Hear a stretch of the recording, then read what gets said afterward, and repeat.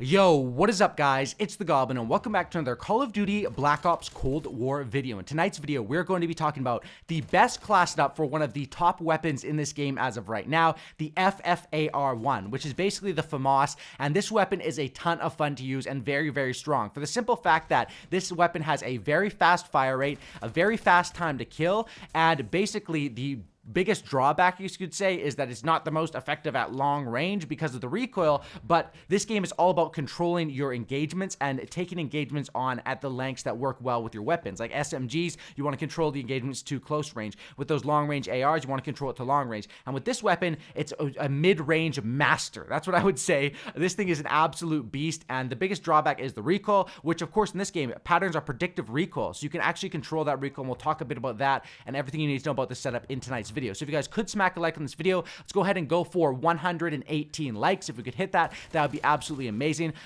Drop a like. Also subscribe to the channel if you guys are new and not already subscribed, and hit that notification bell because I'm going to be covering a bunch of different class setup videos, a bunch of tips and tricks videos, more of those on the way, and also news and updates and stuff like that with Cold War. Basically just covering everything you need to know about Cold War. So sub, hit that notification bell, smack a like, and let's get into it. Class setup up on screen. Now, the FFAR1, I go with Gunfighter, which gives me 8 attachments on this thing, and the big decision when it comes down to making a try-hard class setup as of right now, for the most of your setups, it's going to be between, do you want perk greed or gunfighter, which your decision is to simplify it a little bit. Do you want 3 extra perks or 3 extra attachments? And a lot of the times you're going to lean towards 3 extra perks, but on a weapon like this, and like I said, this is a mid-range master where I made this class setup all around using this weapon, and it's one where I also like to have not the default sight, but like a red dot sight on it. I really like the decking this out in attachments and just letting your gunfight skill basically, you know, use the gun to the best of its ability and just rely on your own gunfight skill, gunplay, and not so much on the stealth ability from different perks like Ghost or stuff like that. But as far as the secondary, Gallo SA-12, pretty standard. Stim shot, frag grenade, and field mic, all pretty standard stuff there. That's what I've been rocking on every single class setup so far. And then as far as the perks, I'll go over because you only get 3 perks, you do have to make your decisions wisely. And the cool thing about this game is that you can edit your class setups in the actual game. So for example, I'll start off with flak jacket default, but if I'm not really getting killed by grenades, but there's some tryhards in the other team just stunning me over and over and over, I will just swap that out to tac mask, and that's what you can do. It's very, very simple.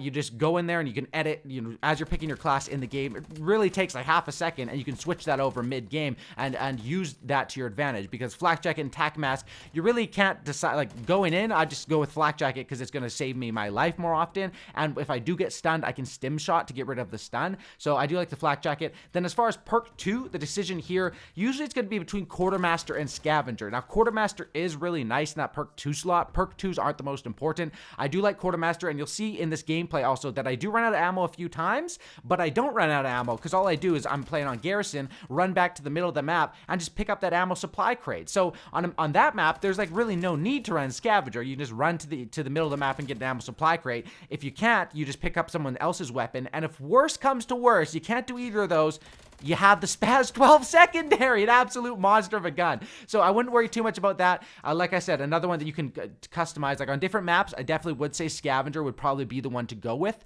But on this map, I like to run with the quartermaster. If you're playing on a bigger map where you're not going to be able to pick up guns as much, or there isn't really ammo supply crates, scavenger will be one to use because you will probably run out of ammo with this weapon. Even though I have a huge magazine, which you'll see on the attachments, you can possibly run out of ammo because of the fact that this weapon just fires so damn fast. And then perk 3, I go with ninja. Just if I only have one in the perk 3 slot, I like to go with ninja because footsteps are so important in this game, making it so the enemies can't hear me, and then also making it so it's easier for me to hear the enemies because I'm quieter. You know, it's just sort of a double effect on that, right? They can't hear me because I have ninja, and also because I have ninja, I can hear them better, the players that don't have ninja. So really, really like that setup, and that's what I rock with. Now, as far as the 8 attachments, let's go through them one by one and talk about what I rock with this. Now, the milk stop reflex, I like just that first red dot sight. It works well for me, honestly. Like, there's so many different sights here, and I'll probably do a little bit more experimenting with different ones, but that first red dot sight is pretty nice, and I haven't really had any issues with it so far. So if it ain't broke, don't fix it. I like rocking that. The 1.37 times magnification milstop reflex.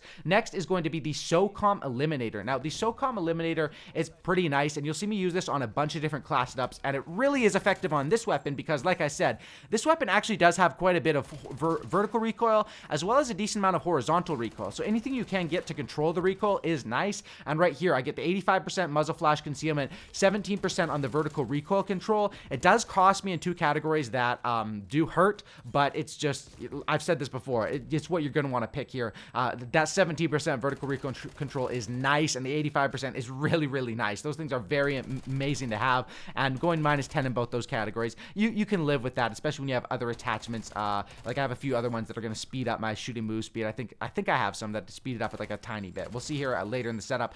Next is going to be on the what we're going to go with the barrel, the 19.5 reinforced heavy. Now I don't go with the longest barrel on this weapon because it's not for long range. This is a weapon that is for killing people at, you know, mid-range. It's a mid-range master. That's what I would say. And once again, this cost me in 20% aim walking movement speed. That hurts to see. That really hurts on a weapon like this, where strafing is going to be very, very important to winning your gunfights. Jump shot and strafing.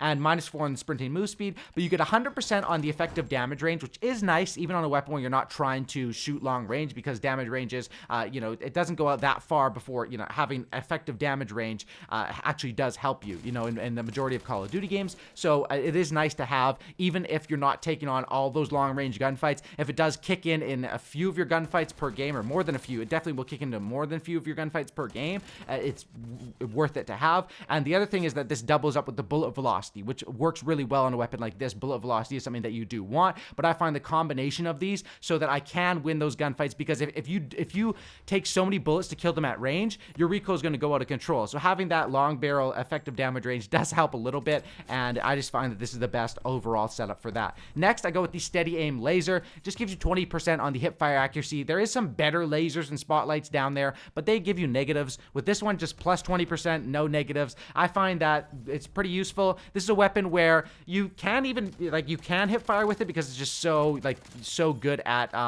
close range and mid-range fights. Close range would be where you're using the hip fire, but obviously you want to be aiming down sights as a priority. Next is going to be the infiltrator grip, which, here we go, like I said, shooting move speed, movement speed, and aim walking movement speed. Just a little boost to help you rush a little bit more and move around with this class setup, because that's what you're going to want to do. You're going to want to, this is an AR, but it's an AR where you sort of can play it with a little bit of an SMG sort of playstyle, really, and get away with it because of how strong the weapon is. Next is going to be the Salvo 44 round fast mag, which I think is absolutely, you have to rock this on this weapon, because even with this, it finds like, oh, I still have to reload and reload, but at least the reload time is really, really quick. And even with all those bonuses, which of course the ammo capacities, and those help you because with not going with scavenger, I guess it does, you know, having scavenger would still help, but it helps you because you can start off with a little bit more ammo, so hopefully you won't need scavenger as early or need to run back to that ammo supply crate as early. But the reload quickness and the magazine capacity, like having 44 rounds per mag, the magazine ammo capacity and the reload quickness, very, very helpful on this weapon. And I think definitely you want to go with that if you are picking like a magazine. Like as soon as you unlock that, slap that on. Next is with the airborne elastic wrap. This is one you'll see me use on a bunch of guns. I mean, it's just pretty obvious. You lose shooting move speed and sprint to fire time, which sucks, but aim down sight time, flinch resistance, aim while going prone, all very, very helpful. I mean, aim while going prone isn't that helpful, to be honest, unless you're a drop shotter, but flinch resistance and aim down sight time, yes, yes, yes. And losing that sprint to fire time, like making that the negative 15%, whatever, that is pretty costly. And it's so interesting how they write it, like sprint to fire time. It's a bit, the wording is a bit like confusing, but of course it's obvious to see what they're implying, that that's going to hurt you right there.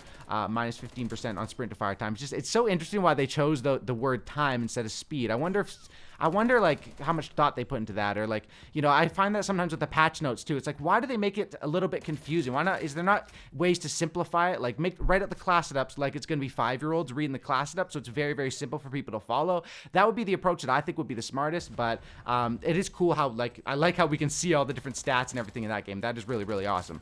Next is going to be the Raider stock, which plus 30% on the sprint to fire time. Once again, that's actually helping you and speeding you up, and plus 40% on the aim walking movement speed. Minus 30 on the hip fire accuracy, which is made up with, well, 20% of it is made up with. And then, like I said, you know, sprint to fire time and aim walking move speed. This is probably like, I mean, this is, come on.